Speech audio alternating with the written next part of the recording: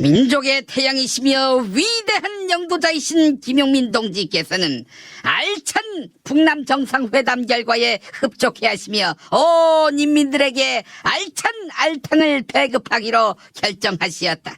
냄비에 10분이면 신선하고 고소한 명란과 고니로 들끓는 영동 시푸드 알찬 알탕이 진상되는데 온 인민들의 가슴을 후련하게 해줌으로써 숭고한 존경을 받아 마땅하다.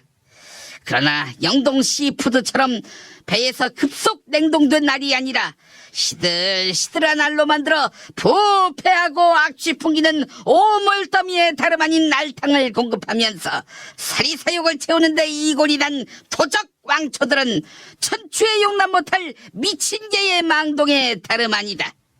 알탕에 시원한 국물 맛을 더해주는 무도 국내에서 공수에 사용했으니 영동 시푸드 알찬 알탕은 고추장과 고춧가루의 완벽한 황금 비율에 마늘, 양파, 생강 등 갖은 양념이 어우러진 국물 맛까지 어우러져 최고의 맛을 선사할 것이다. 구매는 위대한 김용민 동지의 숨결이 느껴지는 김용민닷컴.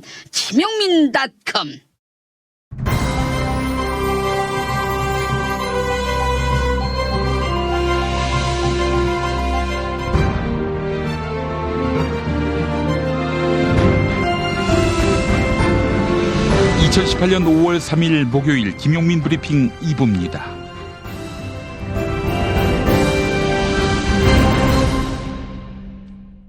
오늘 새벽에 나온 종합일간지 헤드라인 살펴보겠습니다. 먼저 세계일보, 문재인 대통령, 주한미군 평화협정과 무관. 동아일보, 문재인 대통령, 주한미군 평화협정 무관. 서울신문, 문 대통령, 주한미군 평화협정과 무관. 중앙일보, 비핵화 발도 떼기 전 돌출한 미군 철수론. 네, 이런 제목입니다. 문정인 대통령 외교안보 특별보좌관이 한반도 평화협정이 체결되면 주한미군 주둔을 정당화하기 어려울 것이다, 이렇게 밝혀 관심이 집중됐는데요. 이에 문재인 대통령은 주한미군은 한국과 미국의 동맹 문제다, 평화협정 체결과는 아무런 상관이 없는 것이다, 이렇게 선을 그었습니다. 또한 임종석 대통령 비서실장은 문정인 특보에게 전화를 걸어 대통령의 입장과 혼선이 빚어지지 않게 해달라, 이렇게 전했는데요. 청와대는 주한미군 철수설이 한미 동맹의 균열을 이야기하고 안보 불안론을 부추길 수 있다고 우려한 것으로 보입니다. 다음은 한겨레, 청와대 남북미가 종전선언, 평화협정은 중국 참여, 이렇게 제목을 달았습니다. 남북은 올해 안에 종전을 선언하고 정전협정을 평화협정으로 전환하기로 합의했는데요. 청와대는 종전선언에 중국의 참여를 필수 조건으로 보지 않는다, 이렇게 밝혔습니다. 다만 평화협정에는 중국의 역할이 크다고 강조했는데요. 정치적인 의미인 종전선언은 남과 북 그리고 미국 이렇게 3자가 하고, 제도적 장치인 평화협정은 중국을 포함한 4자가 맺는 한반도 평화 프로세스를 구상하고 있는 것으로 풀이됩니다. 이번엔 조선일보, 교과서 한반도 유일 합법정부 뺀다, 이런 제목입니다. 중학생과 고등학생들이 2020년부터 배울 새 역사 교과서에 대한 정책연구 최종 보고서가 발표됐는데요. 최종 시안에서는 대한민국이 한반도 유일의 합법정부다, 이런 표현이 빠진 것으로 확인됐습니다. 또한 자유민주주의를 민주주의로 바꾸었고, 북한 세습, 북한 도발, 북한 주민 인권과 같은 조선에게 부정적인 표현들도 삭제됐습니다. 교육부는 최종 시안을 바탕으로 교육과정심의위원회를 열어서 지필 기준을 최종 확정할 계획입니다. 다음은 경향신문, 검사 외부기관 파견 중단, 정치검찰 고리 끊는다, 이런 제목입니다. 검사의 외부기관 파견은 외부기관과 검사의 유착관계를 형성해 비리를 낳고 정치검찰을 양산한다, 이런 지적을 받아왔는데요. 외부기관의 대표가 바로 청와대 아닙니까? 네, 검찰이 청와대에 검사를 파견하고 그 검사가 청와대에서 돌아오면 네, 상황 노릇을 한다, 이런 얘기죠. 오는 8월 검찰 인사 때부터 검사의 외부 기관 상시 파견이 전면 중단될 것으로 보입니다. 이건 박근혜 씨도 약속했던 건데 문재인 대통령이 이행하네요. 법무검찰개혁위원회는 검사 파견을 올해 8월 인사부터 전면 중단하는 권고안을 마련해 다음 주 발표할 예정입니다. 이번엔 국민일보 근로시간 단축해도 정부가 임금 보전 이렇게 제목을 달았습니다. 정부가 노동시간 단축 시행을 앞두고 기존 노동자의 임금 보전과 신규 일자리 창출을 연계하는 방식의 지원책을 마련 중입니다. 근로시간 단축에 따른 기존 노동자의 임금 삭감 부담을 최소화하겠다는 취지입니다. 정부는 이달 안으로 재정, 세제를 포함해 정책 수단을 총동원한 기업과 근로자 지원 방안을 발표할 예정입니다. 마지막으로 한국일보 박능후 현실과 동떨어진 존엄사법 조속 개정해야 이렇게 제목을 달았습니다. 지난 2월에 시행된 연명의료결정법 이른바 존엄사법은 복잡한 절차 탓에 저변 확대에 한계가 있다. 이런 의료계의 지적이 끊이지 않아 왔는데요. 박능후 보건복지부 장관이 존엄사법을 개정할 필요가 있다. 이렇게 말했습니다. 정부도 법 개정에 필요한 부분을 적극 지원하겠다고 말했네요. 오늘의 헤드라인이었습니다. 우리 아이의 읽기 쓰기 말하기를 쓴 김보영 아나운서와 함께 뉴스 브리핑으로 이어갑니다. 충남 금산의 넓은 인삼밭, 정성농장을 일군 농부아버지 이정열 씨. 자연은 노력한 만큼 내어준다. 그 자연의 마음을 알기에 정성농장을 더불어 일구는 아들 이성규 씨도 아버지에게 배운 것처럼 정직하고 또 성실하게. 정성농장 홍삼은 인삼 재배부터 가공 판매까지 모두 책임지고 있습니다. 그래서 대한민국 1등 품질을 자부합니다. 검색창에 정성농장 홍삼을 검색해주세요. 정성농장 홍삼. 전화문의는 010-9754-6972. 다이어트는 결국 먹는 게 문제다! 문제긴 하지. 매끼 식단 챙기기도 번거롭고 빼도 금세 다시 찌고. 아직도 몰라? 비타샵 다이어트를 해봐. 안 그래도 궁금했는데 어떻게 뺀 거야? 몇 개월 한 거야? 몸에는 안 나빠? 물어 뭐래. 비타샵 가봐. 같이 해. 1522-6648 혹은 비타샵을 검색해주세요. 제임스 티스푼과 함께 프리미엄 차 전문몰로 새롭게 단장한 전창걸몰에서 전하는 봄 소식. 얼었던 땅을 뚫고 올라온 새싹의 생명력을 전해주는 새싹 땅콩차. 봄날의 새콤함이 느껴지는 이집트 신의 붉은 유혹 히비스커스차. 부드럽고 따뜻한 봄바람과 같은 중국의 명차 보이차. 맑고 편안함을 선사하는 레몬밤차. 겨울에 무거워진 나의 몸을 가볍게 해주는 레몬마테차까지 즐거운 소식 많은 대한민국의 봄. 새싹 땅콩차와 제임스 티스푼의 크로스오버 티파티에 함께하시죠. 전창걸몰닷컴 전화 070-8635-1288 070-8635-1288.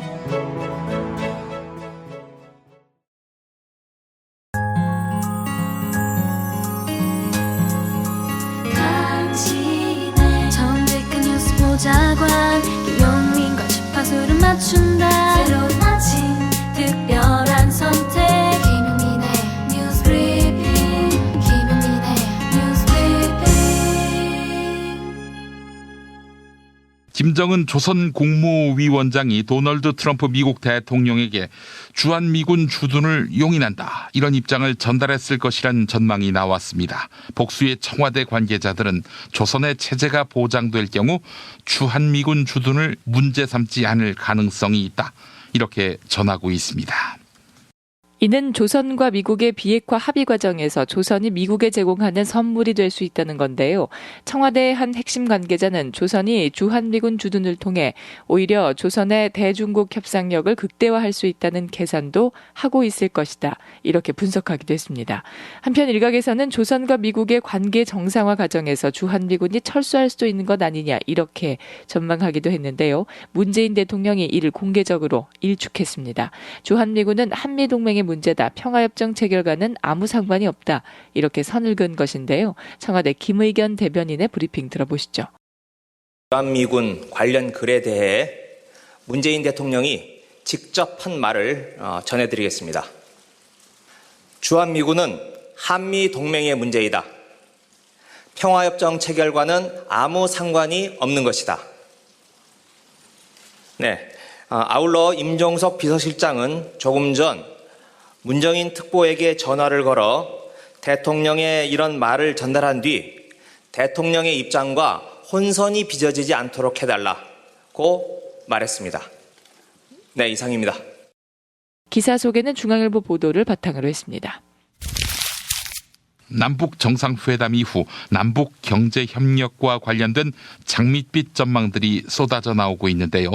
조선의 광물 자원에 대한 관심도 높아지고 있습니다. 조선이 해외로 수출하는 광물의 99%는 중국으로 유입되는 것으로 나타났습니다. 그러나 남북 경제 협력이 활성화되면 조선의 중국 의존형 수출 구조에도 변화가 생길 수 있습니다. 특히 한국에 인접한 조선의 광산에는 첨단 산업의 원재료로 활용되는 히토류 매장량이 풍부해 남북 경협의 시너지 효과가 기대됩니다. 경향신문은 한국에서 소비되는 광물의 절반만 조선에 조달해도 매년 16조 원 이상의 수입 대체 효과가 발생한다고 분석했습니다. 남북 이산가족들의 염원인 이산가족 상설면회소 설치가 곧 가시화될 것으로 보입니다. 한국과 조선 당국은 이산가족 상설면회소를 3곳 설치하자는 데 공감하고 조만간 적십자 회담을 열기로 했습니다. 이산가족 상설면회소의 장소는 군사 분계선을 기준으로 서쪽은 개성, 동쪽은 금강산, 중부는 철원 일대를 중심으로 검토하고 있는 것으로 전해졌습니다. 이산가족 상봉을 비롯한 재반 문제를 협의한다는 판문점 선언을 이행하기 위한 것입니다. 정부 고위 관계자는 과거 방식보다는 근본적인 해소 방법을 찾아보자는데 남북 양 정상의 공감대가 있다고 전했습니다. 불과 300명에서 400명씩만 만날 수 있던 기존 방식으로는 수많은 이산가족의 한을 풀 수 없다는데 인식을 같이 한 겁니다.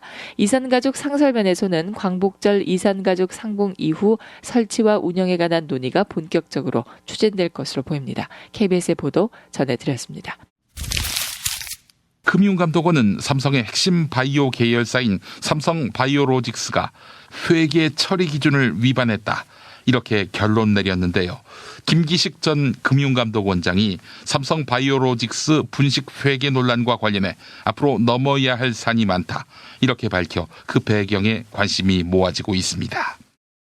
지난 화요일 금융감독원은 삼성 바이오로직스의 분식회계 혐의가 인정된다는 내용의 조치 사전 통지서를 삼성 바이오로직스 측에 통보했는데요. 같은 날 김기식 전 금융감독원장이 자신의 SNS에 넘어야 할 산이 많습니다. 관심을 가지고 지켜봐 주십시오. 이런 글을 남긴 겁니다. 김기식 전 원장은 취임 직후 금감원의 삼성 바이오로직스 감리 현황을 보고받아 관련 현안을 잘 알고 있는데요. 관심을 가져달라고 당부한 것은 금감원의 감리 결과가 타당하다는 것을 에둘러 표현한 것으로 해석됩니다. 이상은 한국일보 보도였습니다. 삼성전자 서비스는 노조 와해 공작을 통한 부당 노동 행위를 벌인 의혹으로 검찰의 수사를 받고 있는데요. 삼성전자 서비스 측이 노조 간부의 자살까지 노조 와해 공작의 실적으로 파악했다. 검찰이 이렇게 밝혔습니다. 노조 간부 자살까지 노조 와해 공작의 실적으로 파악했다. 하하, 사람이 죽은 것도 실적이라고요? 검찰은 삼성전자 서비스 측이 지난 2013년부터 2015년까지 노조 와해 공작인 그린화 작업을 주도했다고 전했습니다. 특히 협력업체인 양산서비스센터 대표였던 도모 씨에 대해서는 당시 노조 간부였던 염호석 씨가 스스로 목숨을 끊은 사건까지 노조 와해 실적에 포함했다고 주장했습니다. 염호석 씨가 숨진 2014년 도모 씨가 노조원 감소 현황을 윗선에 보고하면서 염호석 씨가 스스로 목숨을 끊는 일까지 보고했다는 겁니다.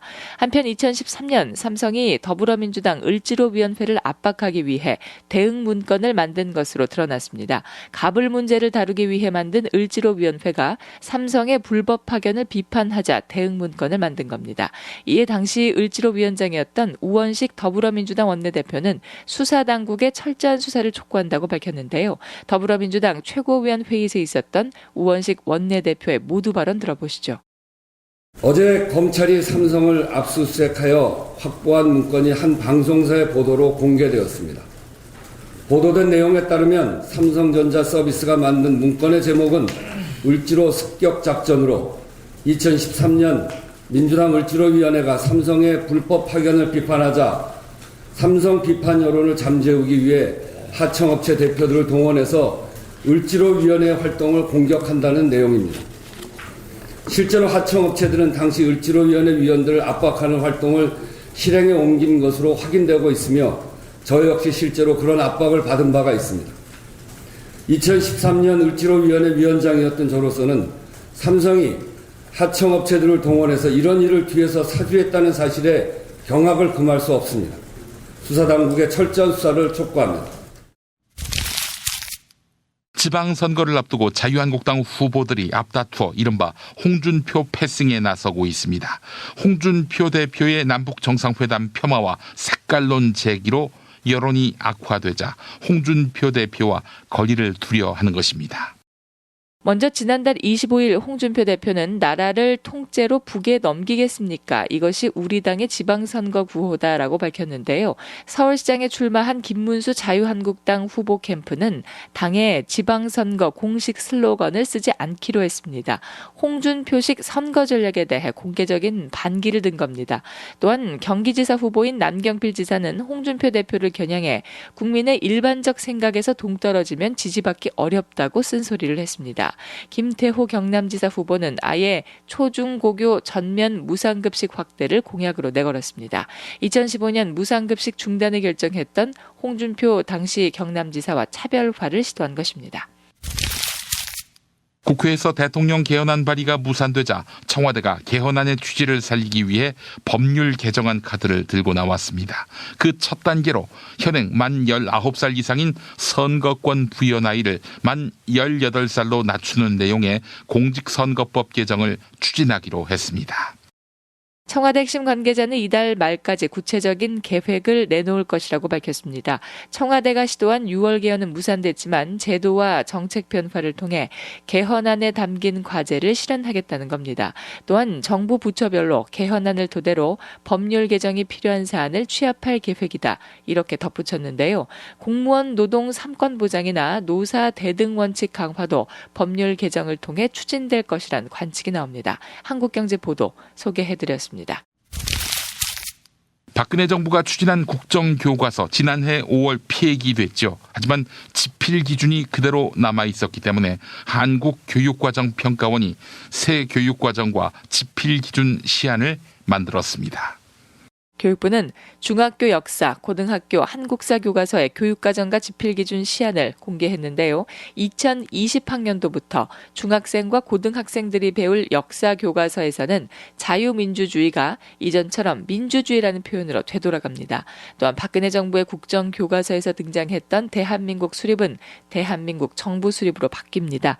이명박 정부와 박근혜 정부 시절 정치 논란을 빚은 표현들을 제자리로 되돌린 겁니다.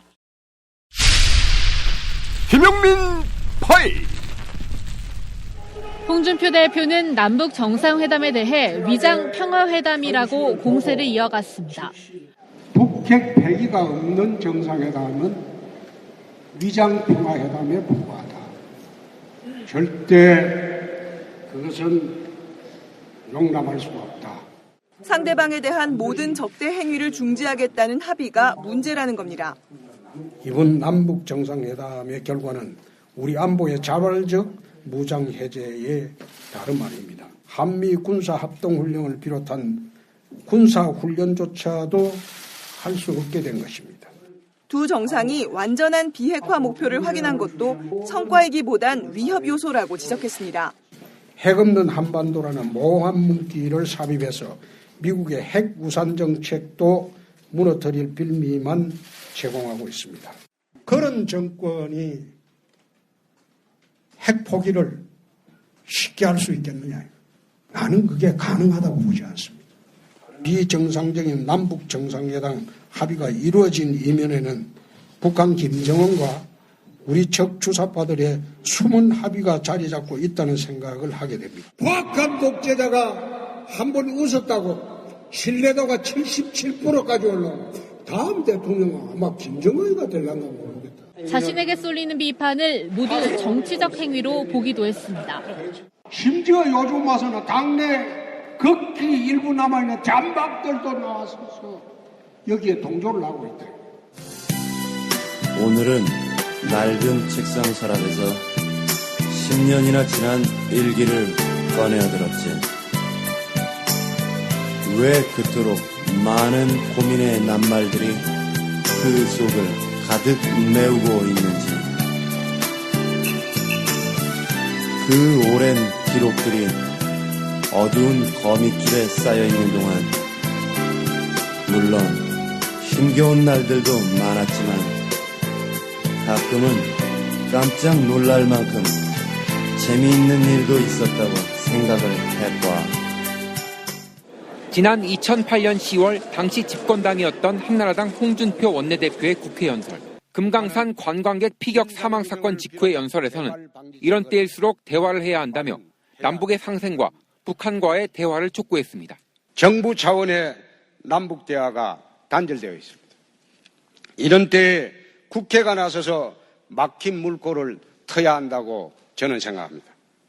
그런 차원에서 보면 저는 남북 화해와 협력을 위한 국회 차원의 특별기구를 조속히 설치할 것을 제의합니다.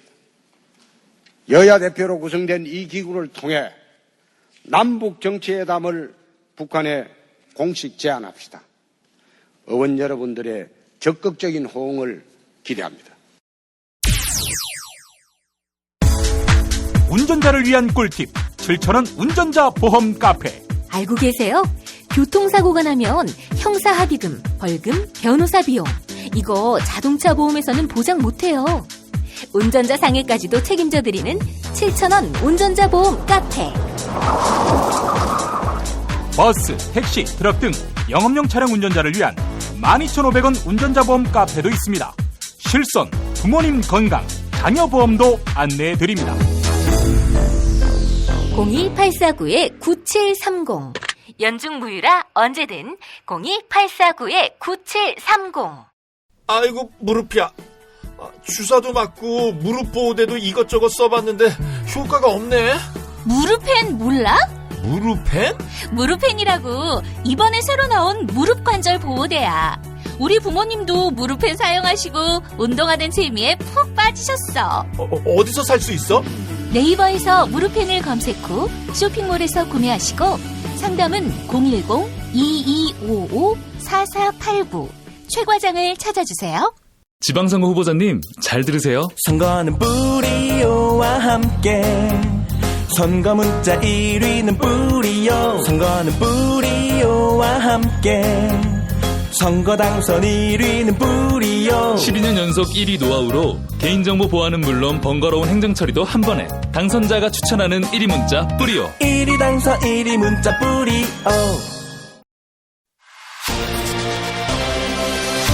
답은 이미 정해져 있으니 너는 대답만 해라고 하는 답정모.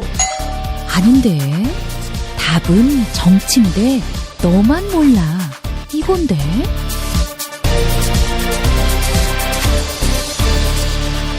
국민보좌관 김성회의 답정너.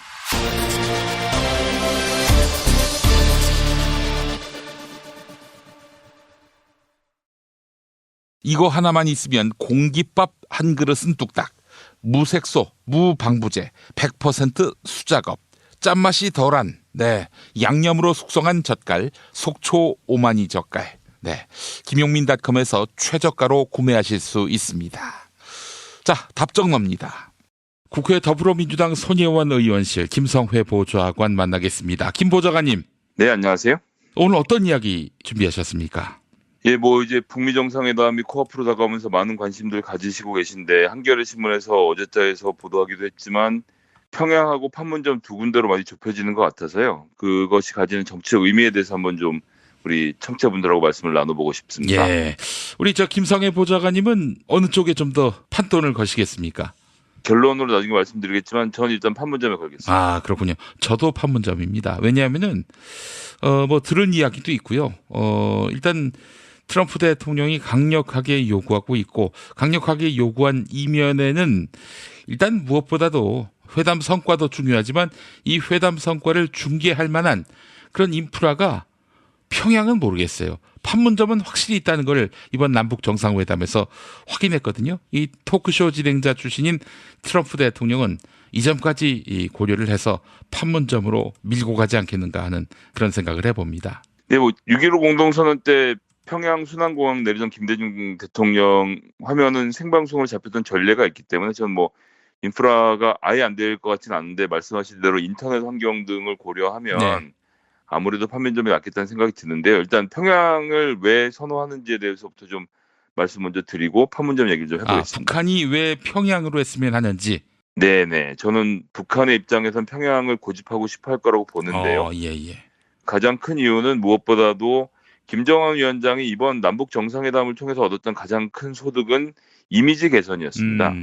심지어는 무슨 로켓맨이니 매드맨이니 해가면서 비정상적인 사람이다, 통치자가 아니라 독재자다, 뭐 이제 대화가 불가능한 사람, 설득이 불가능한 사람이란 이미지, 그리고 너무 어려서 뭐 아무것도 못할 것이다라는 뭐 이런 이미지들이 여러 겹으로 더 씌워져서 사실은 되게 국제사회로부터 불안정한 사회라는 인식을 받았던 것이 지금까지의 북한의 모습인데요. 그런데 아시겠지만 이번에 내려와서 연배가 위인 문재인 대통령에게 굉장히 깍듯하게 하고 뭐 농담도 던지고 때때로 필요한 얘기들 정확하게 짚어내는 모습을 보여주면서 한국 사람들이 김정은 위원장에 대해서 갖고 있었던 이미지도 많이 바뀌었죠. 저는 이런 것처럼 이번에 평양에서 정상회담을 개최하게 된다면 이제 미국 방송을 통해서 전 세계로 평양의 모습이 생중계되는 역사적인 순간이 이루어질 텐데요. 그 과정을 통해서 김정은 위원장은 평양도, 북한도 사람이 아주 살만한 곳이고 개화하고 발전한 곳이다라는 이미지를 보여주고 싶어 할 것 같아요. 길거리에는 청춘 남녀들이 넘쳐나고 자동차들이 많이 다니고 화사한 봄 날씨에 맞는 옷들을 입고 이제 다니는 사람들의 모습을 보여줌으로써 북한 사회에 대한 이미지를 제고하고 북한이 국제사회에 대비하는 무대를 만들기 위해서는 해볼 수 있죠. 그리고 이제 트럼프 입장에서도 마찬가지인 게 평양에 아직 한 번도 가본 대통령이 없지 않습니까? 미국 대통령 중에는. 그럼 이건 큰 거죠. 일단 가는 순간 걸음걸음이 사진산이 다 화보가 될 것이기 때문에 본인의 입장에서는 어떤 정치적으로는 굉장히 큰 의미를 가질 수 있다라고 보여집니다. 그런 점에서는 김정은 위원장은 전 당연히 평양을 선호할 것 같고 트럼프 대통령도 여러 가지 면에서 봤을 때는 평양을 갈 수 있다고 보는데 이제 뭐 좀 안 되는 지점을 말씀드려 보면 조금 전에 말씀하셨던 인터넷을 포함한 인프라의 문제가 전 아주 클 것 같고요. 그다음에 이제 평양을 가게 된다면 경호의 문제도 완전히 수준이 달라지게 됩니다. 판문점으로 오게 되면 유엔 관할 구역이기 때문에 미군과 미국이 손쉽게 대통령의 안전을 보장할 수 있는 여러 가지 장치들을 만들 텐데요. 평양에서는 그런 것들이 쉽게 이루어지지 않는다는 점이 여러 가지 좀 고려의 대상이 될 것이고요. 전 그래서 이제 조금 전에 말씀드린 대로 판문점에 일단 좀 한번 걸어보겠는데요. 제가 그리는 그림은 이렇습니다. 일단 하루 전쯤에 트럼프 대통령이 성남 비행장을 통해서 한국에 들어오게 될 것이고 뭐 캠프 데이빗이 됐든 어디가 됐든 한국 내에 있는 캠프 한 군데를 자리를 잡아서 미군 부대 안에 일단 숙소를 마련하겠죠. 그리고 필요하다면 문재인 대통령이 방문해서 남북 간의 뭐 담소를 포함한 정상회담 혹은 이제 사전 준비 작업을 같이 할 수 있을 거라고 저는 보고요.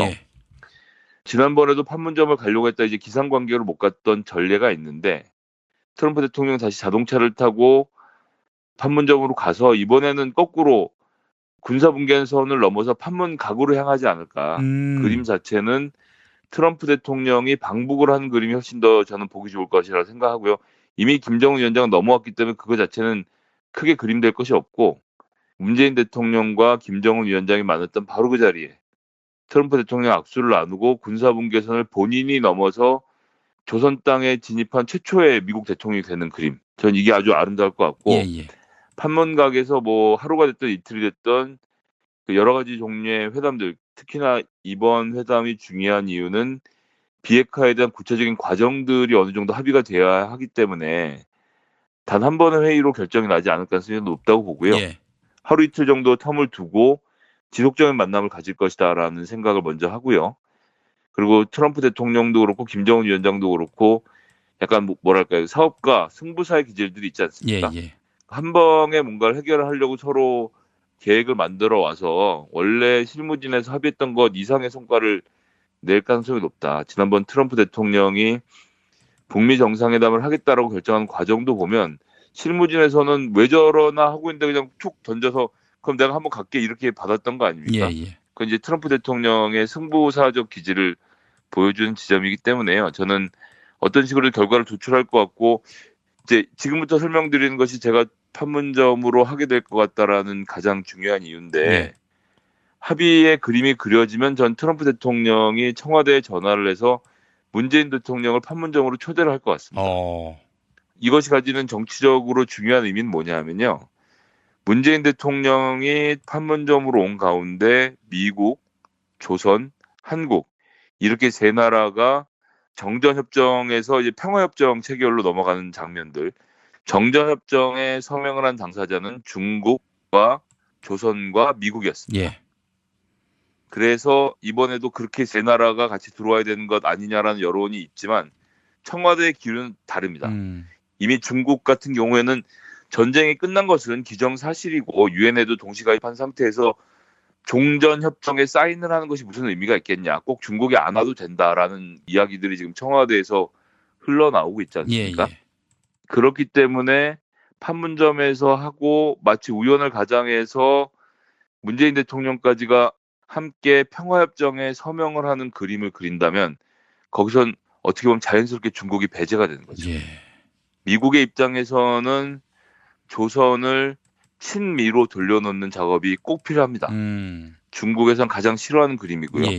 그리고 한국의 입장에서 어쨌거나 우리의 우방인 미국과의 한 팀을 가진 상태에서 북한을 서명에 조인시켜서 평화협정을 체결해 버리면 되는 거죠. 그리고 많은 분들이 가장 크게 착각하시는 것 중에 하나가 조선사회, 그러니까 이 조선민주주의인민공화국이 중국에 친하고 미국에 치를 떨면서 반대할 것이다라는 생각들을 하시는데 저는 이런 이분법적인 사고에서 지금은 좀 벗어나실 때가 되지 않았나라는 생각을 하고요. 여기서 좀 이제 말씀을 좀 드리면 일단 현재의 조선과 중국의 사이는 그닥 좋지가 않습니다. 북한이 어쨌거나 이 어려운 여러 가지 사정들을 거치는 과정에서 중국이 자기 편을 들어주지 않았기 때문에 중국에 대한 신뢰가 많이 사라졌어요. 그리고 한편으로는 저러다가 갑자기 우리나라를 들어와서 엎어뜨리면 어떡하지라는 걱정도 한편으로 또 있는 것이 사실이고요. 그렇기 때문에 저는 중국과 조선의 관계가 예전에 김일성 주석의 시절과 같지 않다라는 점이 되게 중요하다. 김정은 위원장은 중국을 단 하나의 맹방으로 절대 생각하지 않는다는 점이 하나 있고요.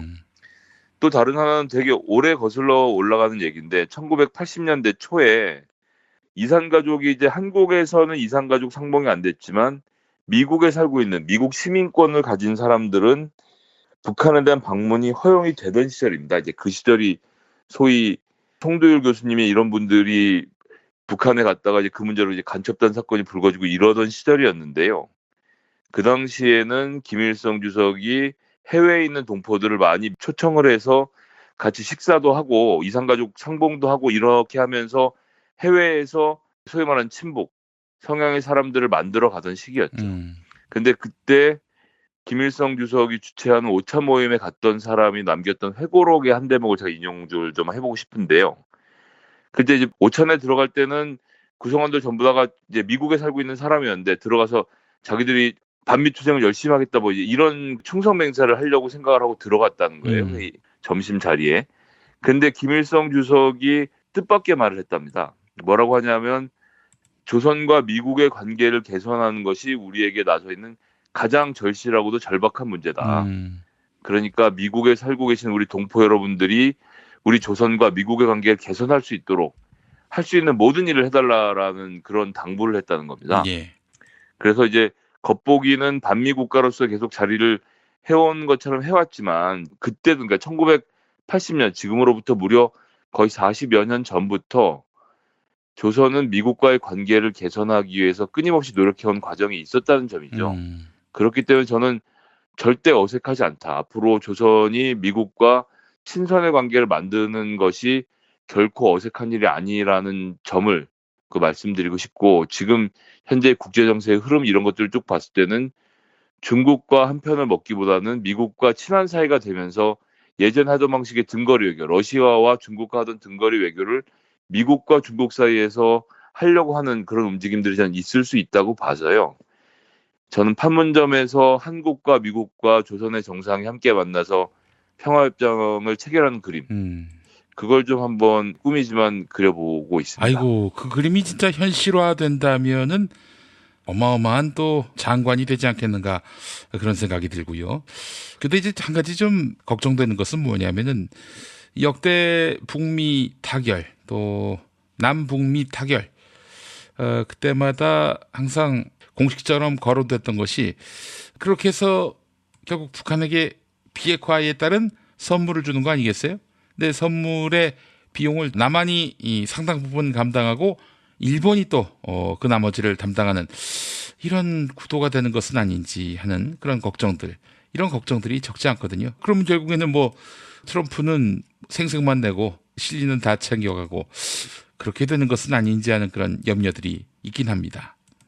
예, 저는 이제 그 점에 대해서는 그렇기 때문에 문재인 대통령이 일본과 러시아라는 카드를 아직 남겨놨다라고 생각을 하고요. 예. 일단 일본부터 말씀드리면 어쨌거나 조선은 일본으로부터 전쟁에 관련된 배상을 받은 적이 없습니다. 예.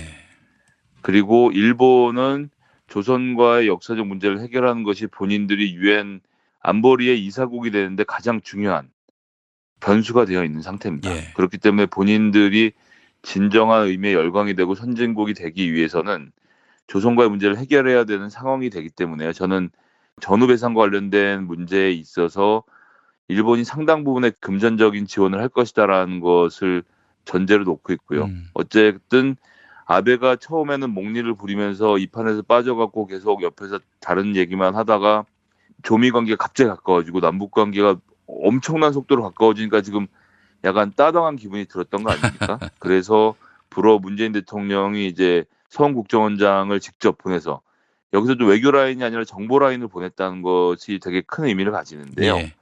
그래서 일본 정부에게 정보 라인에서 줄 수 있는 모든 정보를 주고 온 겁니다. 그래서 저는 이제 서서히 일본을 끌어들이는 과정을 가져갈 것이고 경제적인 문제에 대해서는 일본이 상당 부분 책임을 져줄 것이다라고 보고 있고요. 예. 그리고 러시아 같은 경우는 예전과 달리 소위 말하는 소련일 당시에 그 엄청난 크기의 제국에서와는 포지션이 달라져 있습니다. 지금 현재로는 러시아의 국력으로 중국을 제끼고 한반도를 혹은 북한을 어떻게 해보겠다는 생각을 할 수 있는 사이즈는 아니거든요. 근데 시베리아에 매장되어 있는 가스라든지 뭐 여러 가지 것들을 고려했을 때 부동항이 없는 러시아의 사정을 고려했을 때는 물류 라인이 뚫리는 것이 굉장히 큰 의미를 가지는 거죠. 예. 그래서 저희가 지금 H라인 구상을 지금 하고 있는 거 아닙니까? 그런 과정에서 가장 많은 혜택을 볼 나라 중에 하나가 바로 러시아입니다. 예. 저는 그렇기 때문에 문재인 대통령이 그런 관계를 통해서 러시아와 한국이 교역을 하면 무조건 그것은 조선에겐 경제적 이득이 됩니다. 파이프를 깔아도 그렇고요. 철도를 깔아도 그렇고 도로를 깔아도 그렇습니다. 지나다니는 통행료만으로도 지금 뭐 계산이 나오지만 러시아에 있는 가스를 우리나라 갖다 쓰면 우리나라 가스비의 4분의 1 수준의 가스를 공급받을 수 있고, 그리고 북한 같은 경우는 1년에 1억 달러 이상의 수입을 가스라인을 놓는 거 하나로만으로도 가져갈 수 있다는 지금 계산들이 나오고 있지 않습니까? 예. 전 이렇기 때문에 이게 되게 복잡한 고차 방정식이지만 이 러시아와 일본 등과의 관계까지 풀어가는 과정에서 그런 경제적인 문제라든지 이런 것들이 전 해결될 상황으로 간다고 보고요. 어제도 말씀드렸습니다만 정통적인 공화당의 지지 그룹인 군수물자 그룹을 제끼고 지금 트럼프 대통령이 본인의 정치를 하고 있는 것이기 때문에 부동산 업자 출신의 트럼프로서는 조선 땅 자체가 개발되는 과정이 그들에게 경제적 이익을 갖다 줄 것이다라는 그림을 저는 그리고 있을 것이라고 보고요. 그런 과정에서 미국이 경제적으로 이득을 취할 수 있는 부분은 충분히 많이 있다. 그리고 이렇게 해서 한 나라의 그 어떤 불안함을 해결하는 것 자체가 아시아 지역에서 평화를 구축하는 데 큰 의미를 가지기 때문에 그것은 곧 미군의 입장에서 보면 주둔비의 감소를 가져오는 거죠. 그렇기 때문에 저는 미국도 이것을 반대할 이유가 없다라는 말씀을 드리고 싶습니다. 예. 얼마 안 남았죠? 북미 정상회담. 네, 그렇습니다. 제가 미군 얘기 나온 김에 한마디만 더 좀 드리면 예. 얼마 전에 이제 문정인 교수가 포린 어페어스의 기관 글을 통해서 이제 주한미군의 철수 얘기를 꺼냈어요. 예. 그런데 이제 이건 인터뷰가 아니라 논문이기 때문에 본인의 의도가 매우 충분히 반영된 글이라고 생각을 하고요. 그리고 이제 그 글 자체를 이제 전문을 보면 앞에 전제는 깔려 있습니다. 김정은 위원장이 매우 실용적이고 현실적인 사람이고, 그 다음에 이번 정상회담 과정을 거치면서 한 번도 한국에게 주한미군의 철수나 감축을 요구한 바가 없다라고 이야기를 합니다. 그러니까 비핵화의 전제 조건으로 그런 요구를 한 적이 없다라는 것에 전제를 깔면서도, 그러면서도 이제 맨 뒷 문장으로 가면서 한국에 계속적으로 주한미군이 철수하게 되는 상황, 평화협정이 체결된 이후에도 이것을 합리화하기 어려울 것이다라는 얘기를 해서 굉장한 파장을 일으켰는데요. 저는 지금 이제 이런 것들이 하나하나씩 쌓여가는 것이 좀 우려스럽다는 말씀을 드립니다. 이것은 무엇이냐면 남북한의 평화협정, 그리고 이 한반도의 평화를 이끌어가는 과정에서 각자가 갖고 있는 이슈가 조금씩 다릅니다. 대통령은 지금 어떻게 됐건 간에 평화적인 그림을 그리려고 노력을 하는 것인데, 그 분야의 각계 전문가, 문정인 교수도 그 전문가 중에 하나죠.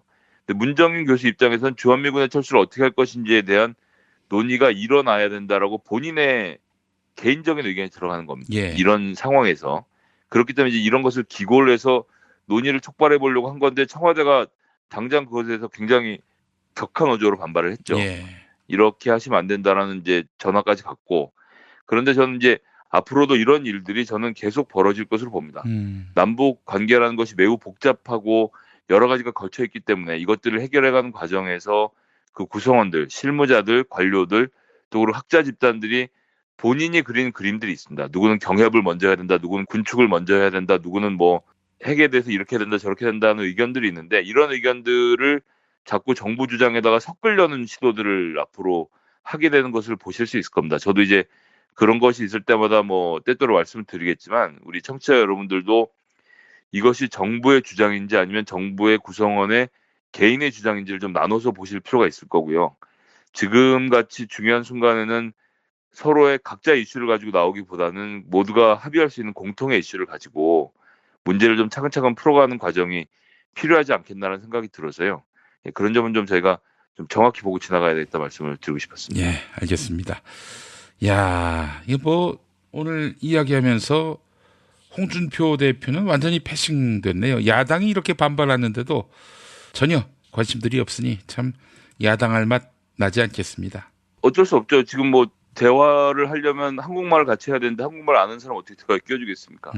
정말 죄송한데 언제든 다시 한국말을 할 생각이 돌아오면 그때 자유한국당의 옵션을 같이 놓고 이야기를 해볼 수 있을 것 같습니다. 알겠습니다.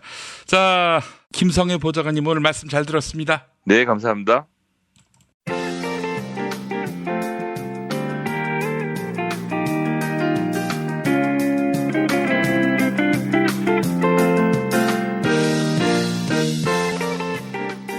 여러분 안녕하십니까?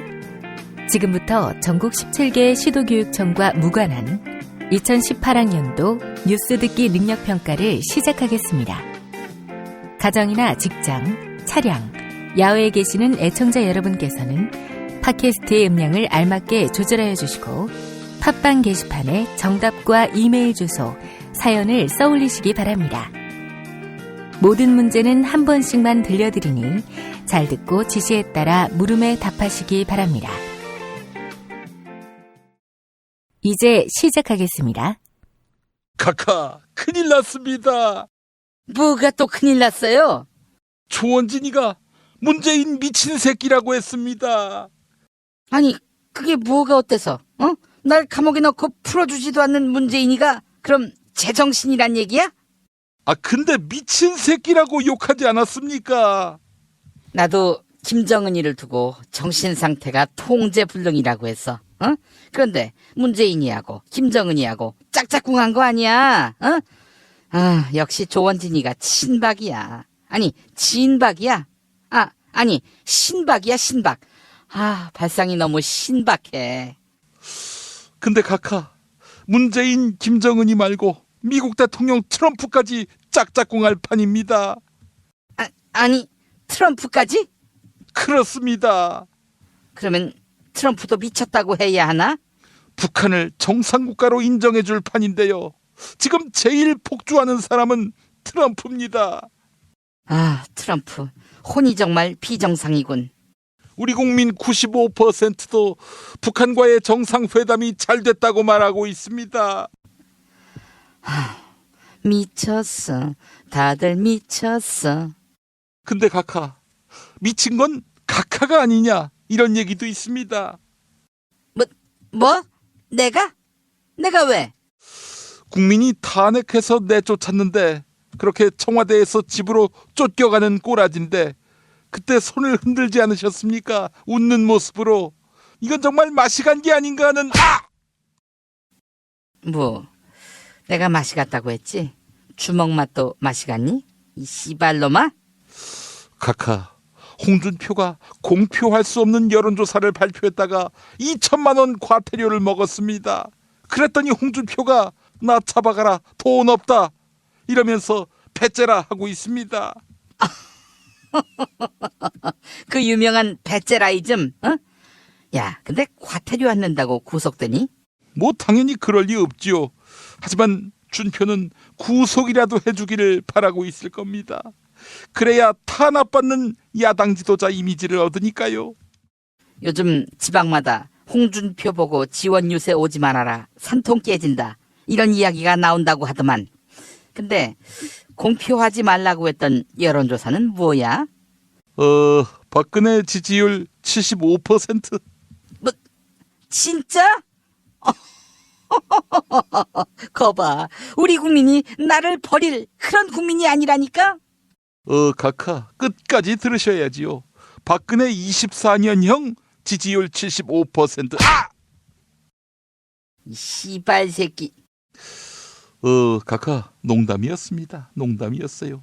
자, 문제 드립니다. 우선 선물 소개부터. 철수. 정답자에게는 도서출판 워크컴퍼니에서 협찬하는 월간지 바앤다이닝을 선물해 드립니다. 가장 트렌디하거나 힙한 레스토랑이나 카페에 대한 이야기를 감각적이고 맛있게 들려드립니다. 바앤다이닝 많은 관심 부탁드립니다. 다른 정답자에게는 도서출판 노마드에서 협찬하는 마르크스 탄생 200주년을 맞아 성경만큼 많이 팔린 명저 자본론의 저자 칼 마르크스를 재조명하는 책 마르크스 전기 많은 관심 부탁드립니다. 다음 감옥에 있는 경환씨. 다른 정답자에게는 머리끝에서 발끝까지 비누 하나로 올인원 향수 비누 헤이브로 올인원 파워바를 선물해 드립니다. 헤이브로 올인원 파워바는 포털 사이트에서 헤이브로를 검색하면 만나실 수가 있습니다.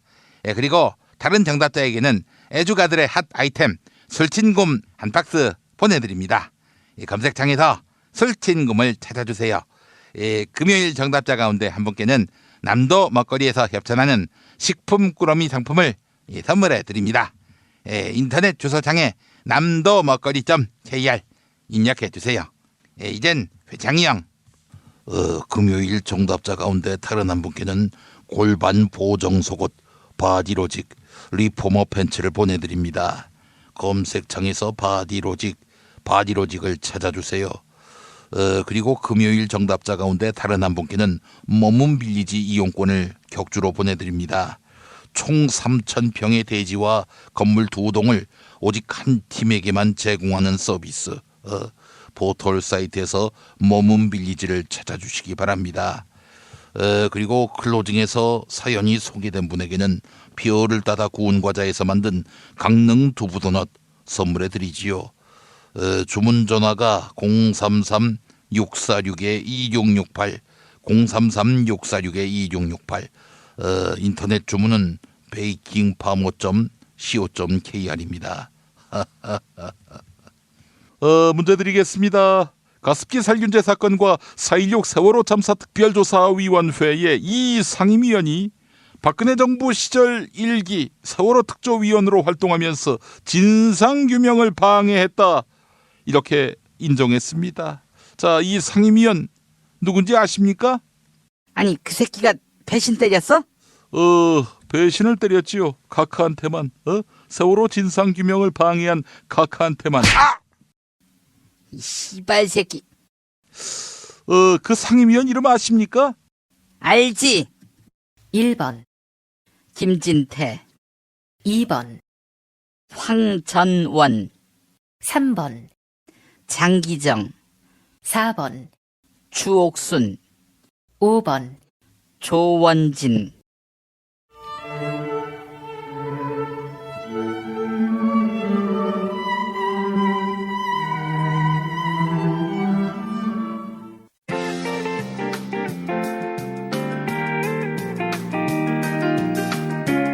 수고하셨습니다. 정답자는 다음 방송일 뉴스 포렌메리가 끝나고 발표합니다. 이상으로 전국 17개 시도교육청과 무관한 2018학년도 뉴스 듣기 능력평가를 모두 마치겠습니다. 차장님, 아직도 받은 명함 일일이 휴대폰에 저장하세요? 스마트폰으로 찍기만 하면 바로 입력해주는 리멤버가 있잖아요. 대한민국 대기업 임원 2명 중 1명이 사용하는 국민명함 앱 리멤버. 지금 바로 다운받으세요. 야, 근데 홍어가 진짜 그렇게 몸에 좋아? 아니 끝내준다니까. 근데 비싸지? 열나 싸고 열나 맛있는 홍어가 있다니까. 어디? 알싸한 홍어. 네이버 검색창에 알싸한 홍어를 검색하시고 1599-6456 전화 주문도 가능합니다. 허리가 아파요. 아랫배가 나와요. 골반이 바로 서야 건강도 아름다움도 바로 섭니다. 바디로직을 입으세요. 토크밴드의 입체적인 탄력이 틀어진 골반을 바로잡습니다. 간편하고 확실한 골반 교정 타이즈 바디로직. 미궁 장사랑에서 가정의 달을 맞아 더 줄게 이벤트를 진행합니다. 부모님, 부부, 아이, 친구, 연인 등 감사한 분들에게 다양한 선물을 그냥 막 더더더 드립니다. 검색창에 미궁 장사랑. 한총물이나 단체 선물이 필요할 때 이왕이면 우리 편 회사 네피아를 찾아주세요. 인터넷 검색창에 네피아를 치시거나 032-519-4800으로 전화주시면 친절하게 상담해드립니다. 그런데 상품은 뭔가요? 네피아를 가서 고르세요. 3만 가지가 넘는 물품이 있어요. 오늘 녹음 끝나고 한 잔? 술 끊는다며. 새해가 되면 술 끊겠다는 결심들 많이 하시는데요. 네. 쓸데없는 짓 하지 마시고요. 네, 술친구미 있잖아요. 네이버에 술친구를 검색하세요. 멀쩡합니다, 진짜. 헤이 브로, 요즘 비어가는 머리 때문에 스트레스 받지? 내가 물건 하나 추천할까?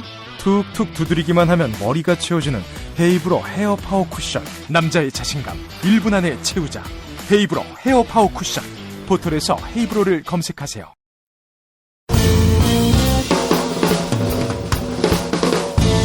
미디어 오늘 정상근 기자가 뉴스 속의 뉴스를 짚어드립니다. 정상근 기자의 오늘 미디어.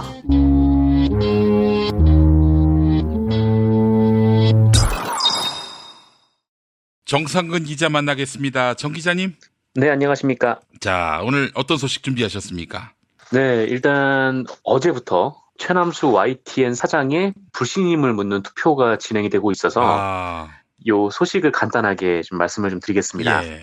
과거에 이 소식을 전해드리면서 최남수가 전 직원의 50%가 자신을 불신임을 하면 나가겠다라고 했고, 이에 또 전국언론노동조합 YTN 지부가 전 직원의 참여는 반드시 100% 투표율을 의미하는 것이 아님을 확인받으면 투표에 동참하겠다. 이렇게 역제안을 했다. 예. 여기까지 좀 말씀을 드린 바가 있죠. 그리고 양측의 논의가 있었고요. 양측이 합의한 결과는 투표 일자를 그냥 하루가 아니라 2일부터 4일까지, 그러니까 3일간 진행을 하도록 하고, 대신 투표율 기준을 95%로 하기로 했습니다. 예. 근데 만약에 이 투표율이 95%에 미치지 않을 경우에 하루씩 총 3회 연장을 하기로 해서요. 투표가 이게 길어지면 7일까지도 이어질 수가 있는 것이죠. 예. 그래서 이번 투표는 그 YTN 등기임원하고 정직당한 사람들을 제외한 호봉직, 일반직, 영봉직 직원 총 653명이 참여를 할 수 있고요. 이 중에서 620명 이상이 투표에 참여해야 이 요건이 성립이 됩니다. 예.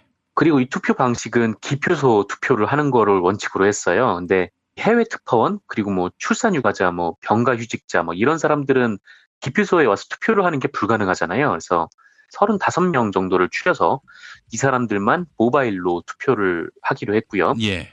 그다음에 투표관리인단은 사측 2명, 그리고 언론노조 YTN 지부가 3명, YTN 방송노동조합이라고 있는데 여기서 또 1명, 이렇게 총 6명으로 구성이 됐습니다. 예.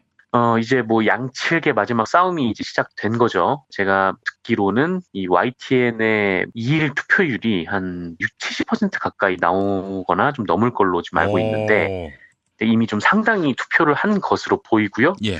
근데 투표율 95% 기준이 상당히 좀 높기 때문에 이게 다 채워질지는 마지막 날, 그러니까 4일까지는 좀 봐야 될 것 같습니다.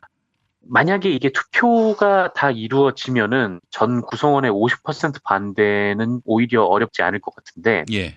95% 투표율을 달성하는 게 좀 만만치 않아 보여요. 그래서 꼭 성공을 시켜서 YTN이 과거 돌발 영상으로 대표되는 이 믿을 수 있는 뉴스 채널로 거듭났으면 좋겠다는 생각을 하면서 마지막으로 이 박진수 지부장이 어제 아침에 YTN 조합원들에게 쓴 글 중에 한 대목을 좀 짧게 읽어드리겠습니다. 예.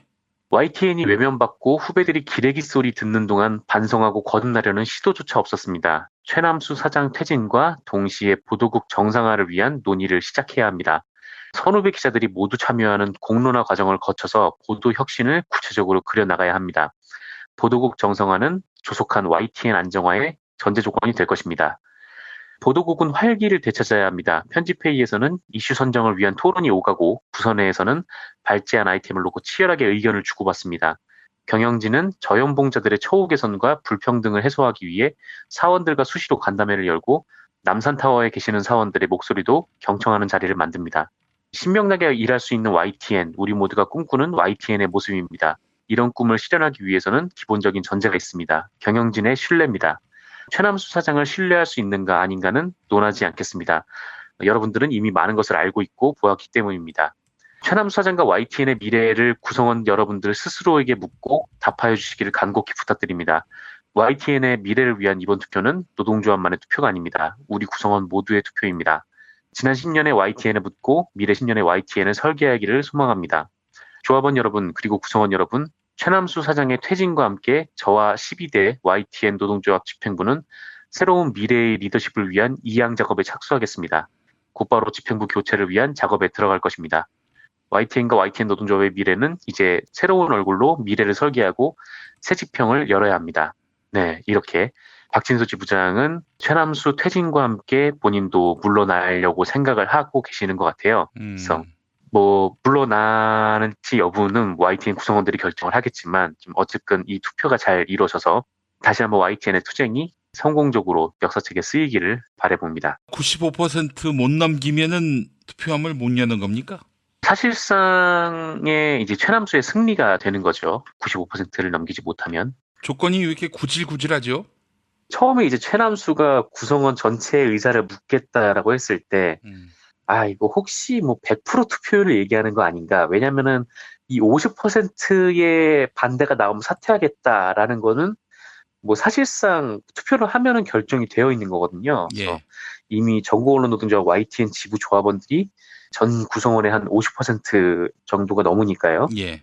그래서 사실상 그냥 나간다는 건데 그 최남수가 이제 와서 그렇게 뭐 쿨하게 물러날 것 같진 않고 대체 왜 이런 제안을 했을까라고 생각을 해봤을 때 역시나 전 구성원의 이제 의사를 묻겠다라는 이 대목이었던 것 같아요. 그래서 YTN 지부가 좀 의심을 하고 꼭 이게 투표율 100%를 의미하는 게 아니다라는 조건을 다시 한번 걸었는데 역시나 최남수는 이런 생각을 가지고 있었던지 이게 95% 투표율을 내걸면서 구질구질하게 나오게 됐죠. 그러니까 최남수는 50% 이상의 지지율을 확보하는 게 목표가 아니라 5% 초과로 투표를 못하게 하는 거, 여기에 초점을 맞추겠군요. 그렇죠. 보통 이런 식으로 조건을 달진 않잖아요. 95% 투표율이 뭐 돼야 된다, 뭐 이렇게 조건을 달진 않아요. 보통 이제 뭐 과반 투표에 뭐 과반 찬성, 혹은 3분의 2 투표에 과반 찬성, 뭐 이런 식으로 딱 걸지, 이 95%라는 수치가 사실 좀 애매하긴 하죠. 아이고, 이것도 저들의 그 함정에 빠진 것은 아닌지 하는 그런 걱정이 되는데 YTN 직원들의 양심을 믿어야겠네요. 네, 뭐 노조도 95% 정도면은 승산이 있다라고 판단을 해서 이거를 받은 것 같은데 꼭 그대로 이루어졌으면 좋겠습니다. 만약에 95%못 넘기면은 뭐 그냥 파업도 중단이 되는 겁니까? 저절로? 파업은 이미 남북 정상회담 전에 종료가 됐고 이 제안을 수락을 하면서 파업은 끝났습니다. 아, 예, 그래요. 95%가 넘기를 바라는 마음이고 투표 안 한 인간들은 이제 역적이 되는 거예요. 한마디로 얘기해서. 어떤 입장을 갖고 있던 간에. 그렇습니다. 이게 단순히 뭐 하루 1시간 뭐 빡세게 기표소에 나와서 무조건 투표해야 된다 뭐 이런 게 아니라 한 3일의 시간이 있고 이게 95%가 안 되면 3일 동안 최대 연장이 또 될 수가 있어요. 그래서 예. 사실 시간이 충분하거든요. 게다가 또 해외에 계신 분들, 특파원이나 뭐 이런 분들은 뭐 어쩔 수가 없잖아요. 근데 그분들은 이제 모바일로 투표를 하기로 한 거니까 충분히 달성을 할 수도 있을 것 같고 그렇게 되었으면 좋겠습니다. 아이고 참 고비고비마다 최남수 씨가 꼼수를 써서 염려가 되는데 이 상황에서도 투표 안 해가지고 최남수 손을 들어준다면 역적이 되는 거죠. 아, 예, 그러면 안 되죠. 예. 많은 지금 YTN 노동자들이 최남수가 아웃되고 합리적인 절차를 거쳐서 또 사장이 선임이 되고 또 YTN의 보도를 또 정상화시키는 거를 다 악망을 하고 있지 않습니까? 그래서 그 요건을 좀 채우기 위해서는 이 95%가 필요한데 꼭 다들 투표를 해야죠. 안 하면은 진짜 말 좀 듣으면 그대로 이제 역적이 되는 것 같습니다. 노조 분위기는 해볼만하다 이런 거죠? 네, 좀 노조도 아무래도 긴장을 하고 있죠. 이 95% 기준이 꽤 높으니까 좀 긴장을 하고 있음에도 불구하고 그래도 가능을 할 것 같다. 뭐 이렇게 분석을 하는 것 같아요. 알겠습니다. 그 상황을 지켜보도록 하고요. 자, 다음 이슈는 뭐가 있습니까? 네, 그 오는 7월부터 이 300인 이상 사업장에서는 주당 52시간 근무가 적용이 되거든요. 예. 그러니까 이 시간을 넘기면 말 그대로 불법이 됩니다. 원래는 이 주말까지 포함해서 총 68시간이었는데 16시간이 줄어들게 된 거죠. 이거는 뭐 문재인 정부의 일가정 양립 정책 기조에서 이제 나온 정책이고요. 사실 뭐 많은 노동자들이 다 마찬가지겠지만 뭐 기자 역시 대표적으로 근무 시간이 긴 업종 중에 하나죠. 그래서 뭐 말이야 뭐 9시 출근해서 6시에 퇴근하는 건데 기자는 뭐 그런 거 없다라는 말이 너무 쉽게 통용되고 있고 뭐 이거는 진보나 보수나 이제 마찬가지이기도 합니다. 사실 뭐 9시부터 일을 시작하기 위해서는 뭐 아침에 신문도 보고 또 보고할 거리를 찾아야 하니까 6시, 7시부터 일어나가지고 일을 하는 경우들이 굉장히 많아요. 또 보고한 것을 제외하고도 또 각종 오더 기사들이 있기 때문에 이걸 다 처리하면 6시는 고사하고 뭐 8시, 9시가 그냥 넘겨버리는 것도 뭐 기본입니다. 예. 사실상 하루의 근무에 얽매여 있는 시간이 뭐 12시간에서 14시간 정도 되는 거죠. 그냥 뭐 52시간이라고 하면 그냥 4일이 돼버리면 끝나버리는 거고요. 어쨌든 기자는 예외 업종이 아니게 됐어요. 그래서 법대로 52시간 노동을 지켜야 합니다. 그러니까 법이 그렇게 되어 있으니까 당연히 법대로 해야 되고요. 그런데 이것 때문에 뭐 여기저기서 굉장히 고민을 많이 하고 있는 것 같아요. 이게 쉽지 않으니까요. 이 기자라는 직업이 뭐 시간을 지켜서 일한다는 게. 근데 제가 보니까 이 조선일보에서 굉장히 골 때리는 제안을 했더라고요. 이 52시간 관련된 내용인데 조선일보 쪽에서 계속 뭐 짱구를 굴려보니까 아무리 해도 도저히 52시간이 안 나왔나 봅니다. 그래서 이것들을 더 굴려야 기사가 나오는데 52시간만 하자니 부족한 거죠. 그러니까 이 조선일보에서 아주 특이한 생각을 해냅니다. 이제 그게 뭐냐면 밥 먹는 시간을 근무 시간에서 제외하자라는 거예요. 밥 먹는 시간은 근데 원래 하루 8시간 근로에서 제외가 돼 있긴 합니다. 근데 보통 기자들이 취재원들하고 밥을 먹거든요. 취재원들하고 밥을 먹으면 보통 이렇게 딱 1시간만 먹고 헤어지는 거는 사실상 불가능해요. 그러니까 취재거리 막 물어보고 하다 보면 보통 밥 먹고 뭐 차 마시고 하면 짧게는 뭐 1시간 반, 뭐 길게는 뭐 3시간 그냥 넘겨버리는 경우가 많거든요. 그래서 기자들은 사람을 만나야 하는 직업이니까 점심 약속, 뭐 저녁 약속 이런 것들이 굉장히 좀 중요합니다.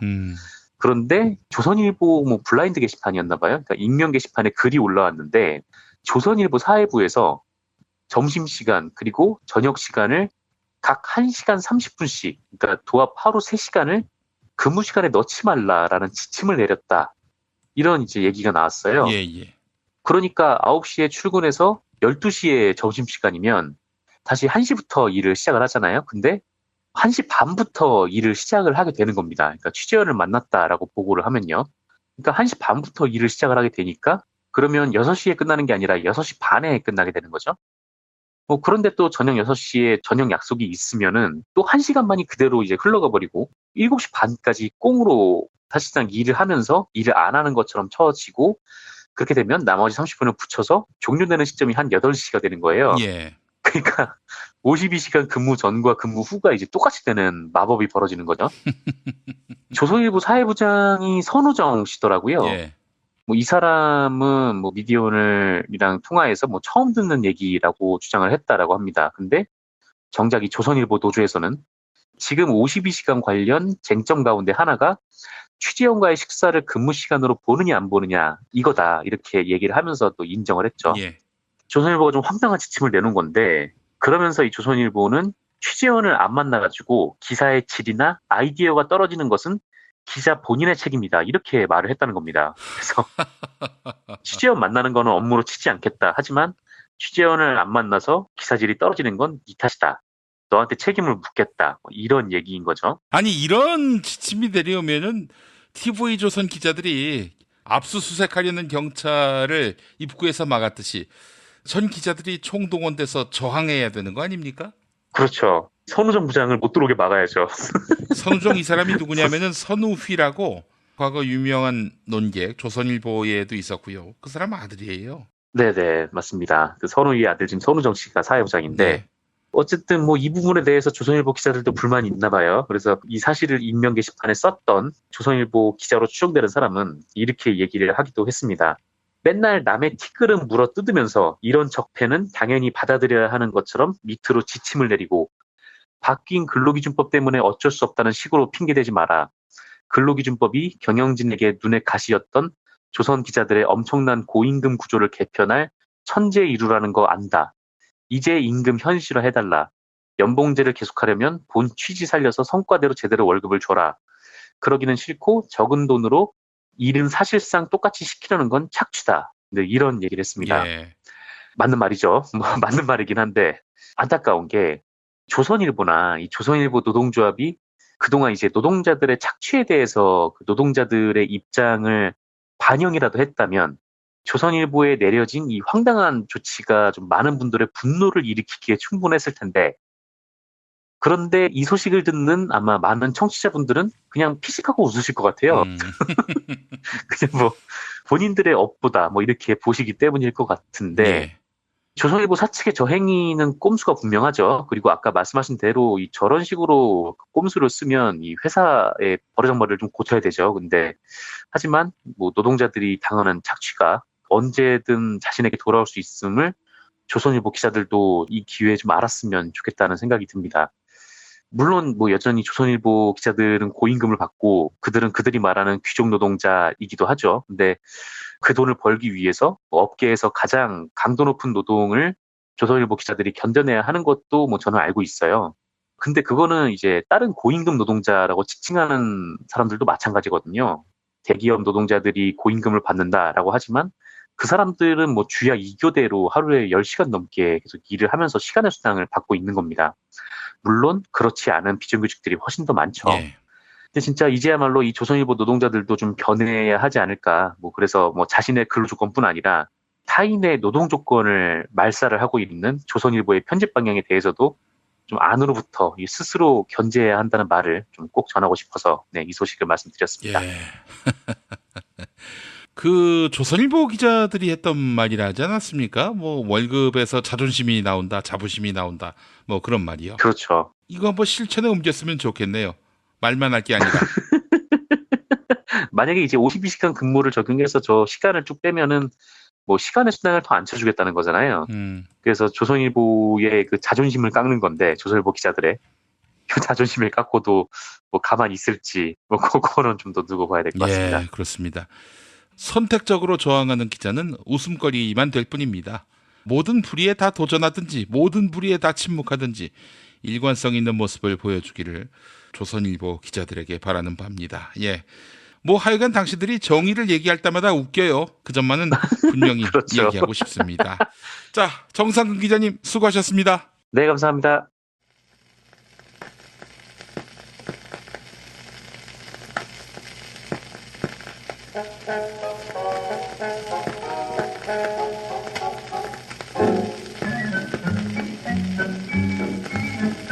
가수이자 기획자 박진영 씨가 유병헌 씨와 연관된 구원파를 믿고 있다, 이런 보도가 나왔습니다.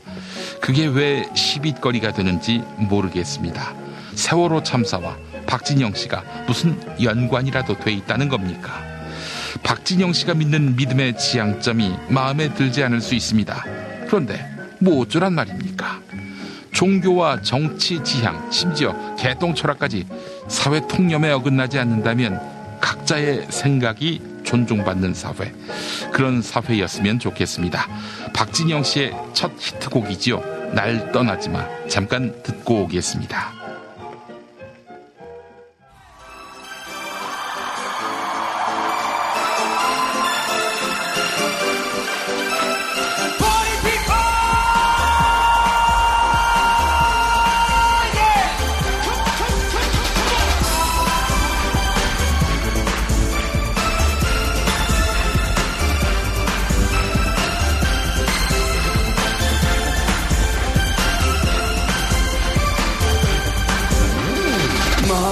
멀어지는 너의 모습은 나의 눈물 속에서 점점 더 번져가고 하지만 난 괜찮아 내 사랑이 떠나는 널 다시 내게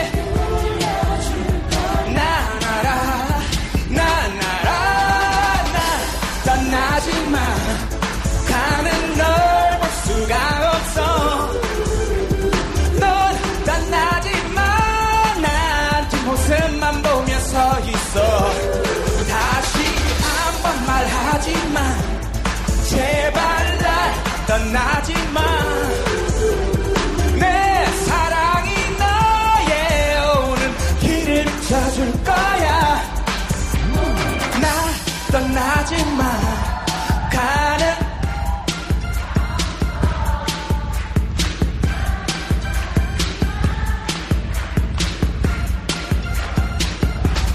다시 한번 말하지마 제발 날 떠나지마 내 사랑이 너의 온 길을 비춰줄 거야 Oh baby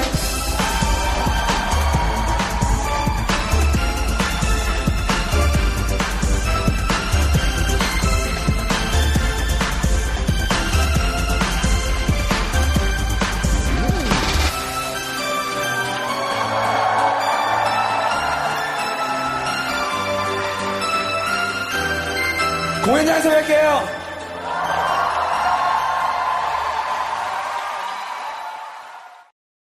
피폐 시간 유인태입니다. 새싹 땅콩은 항암, 항산화, 노화 억제에 효과가 있는 레스베라트롤이 땅콩 종자보다 약 90배, 적포도주보다 약 180배가 많이 함유돼 있다고 하더라고. 피로회복, 자양강장, 숙취해소, 그리고 집중력 강화, 그리고 전립선,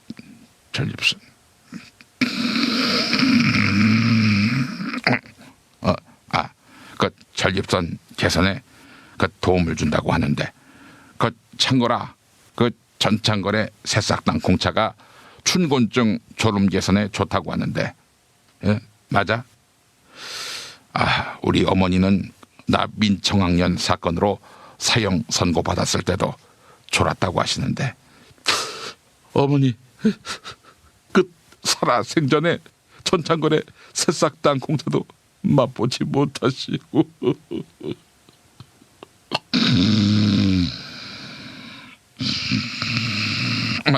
아이고, 검색창에 전창걸의 새싹 땅콩차.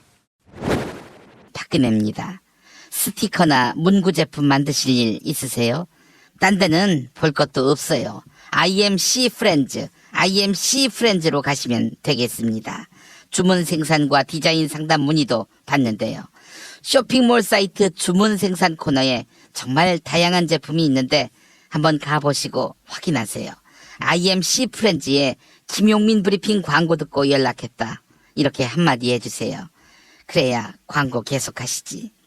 문의는 인터넷 검색창에 IMC 프렌즈를 검색하시거나 전화 010-3311-5071, 010-3311-5071로 해주시면 되겠습니다.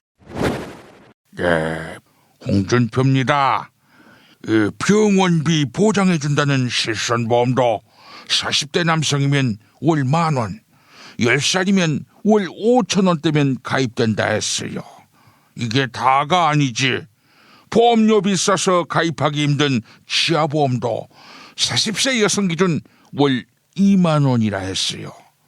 포털 사이트 다음에서 7,000원 운전자 보험 검색하세요. 당뇨, 고혈압도 가입할 수 있는 실손보험까지 있어요. 전화번호 016-360-0689, 016-360-0689, 밤 9시까지.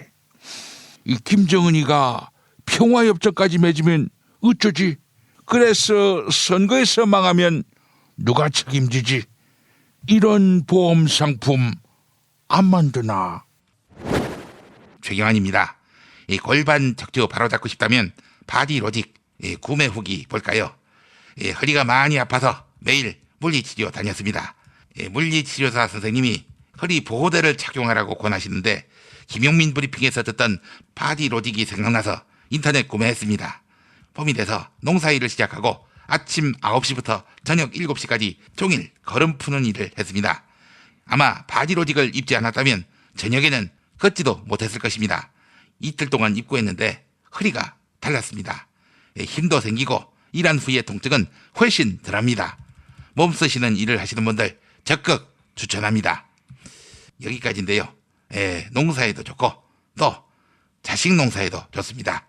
바디로직, 이 몸이 유연해야 이 자식 농사도 가능하겠죠. 안 그렇습니까? 검색창에서 바디로직 2회창입니다.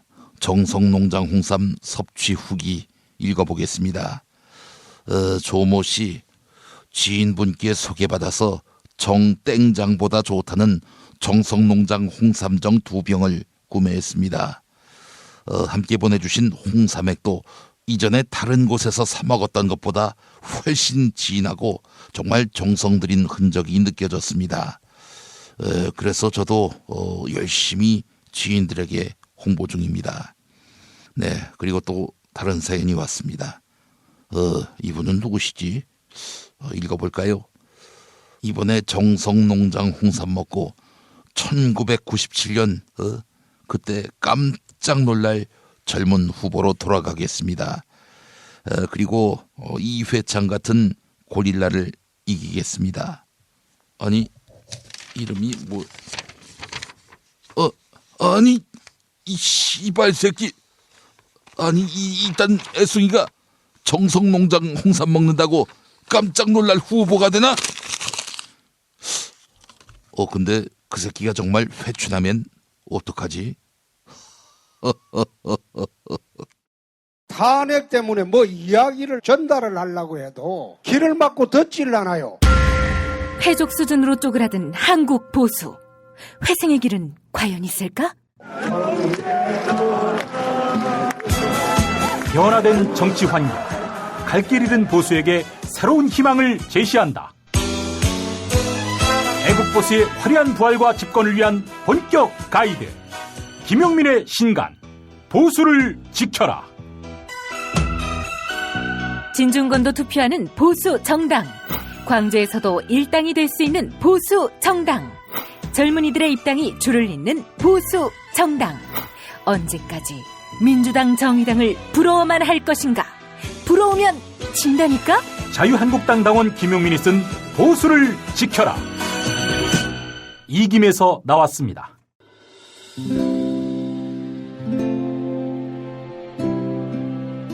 그러니까 목사님은 우리 남북 관계에 있어서도 큰 정기를 마련해 주셨습니다.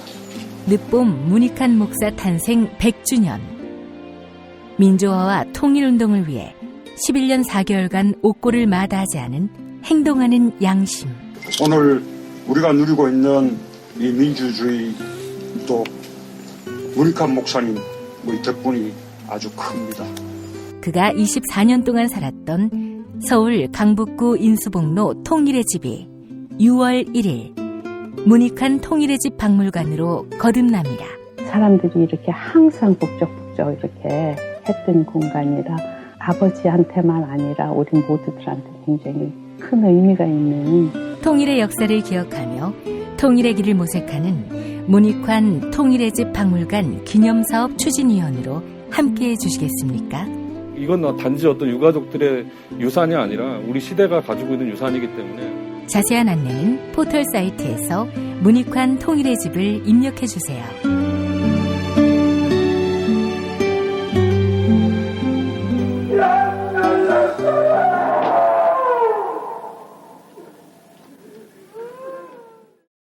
도올 김용옥 선생의 마가복음 강해로 여러분을 초대합니다. 이 마가복음이라는 게 대단히 중요합니다. 왜냐하면 복음서의 원형이기 때문에. 원형. 매주 일요일 아침 11시 서울 서대문구 충정로 20 서울 지하철 충정로역 9번 출구 앞에 있는 벙커원에서 도울과 만나세요. 율법을 믿으시겠다고? 신약이 율법의 완성이라고? 얼어빠질 그따구 기독교 내 입 앞에서 제발 입도 뻥끗 터지지 말아요. 그런 소리들은. 벙커원 교회 일요일 예배를 겸하는 이 자리. 도울이 진리와 생명이었던 예수를 원형 그대로 복원합니다. 그 십자가를 과감하게 걸머지고 돌아가신 예수를 말하지 아니하고 믿으면 너는 금방 축복받을 일만 남았다. 이게 한국 목사들 99%의 거짓말 설교예요. 도울의 마가복음 설교는 따로 녹화 녹음되지 않으며 현장에서만 만나실 수 있습니다. 도울 선생의 마가복음 설교는 2월 4일부터 진행됩니다. 김용민.com 자유 게시판에 올라온 사연 만나보겠습니다. 리틀브로님, 보수 야당들이 하는 짓을 보면 국회를 해산하고 다시 국회의원을 뽑았으면 합니다. 아리아리 동동동님, 월요일에 방송된 경제의 속살은 감동적이었습니다. 막연하게만 생각했던 경제 협력을 구체적으로 말씀해 주신 이완배 기자님 존경합니다 라고 해주셨습니다. 자, 여러분들께 공지 말씀드리겠습니다. 5월 7일 다음 주 월요일 대체 공휴일이지요. 저희 주식회사 여사여풍 식구들이 쉬기로 했습니다. 5월 7일 월요일 업데이트가 없다는 점 양해 바라겠습니다. 2018년 5월 3일 목요일 김용민 브리핑 모두 마치겠습니다. 애청해주신 여러분 감사합니다.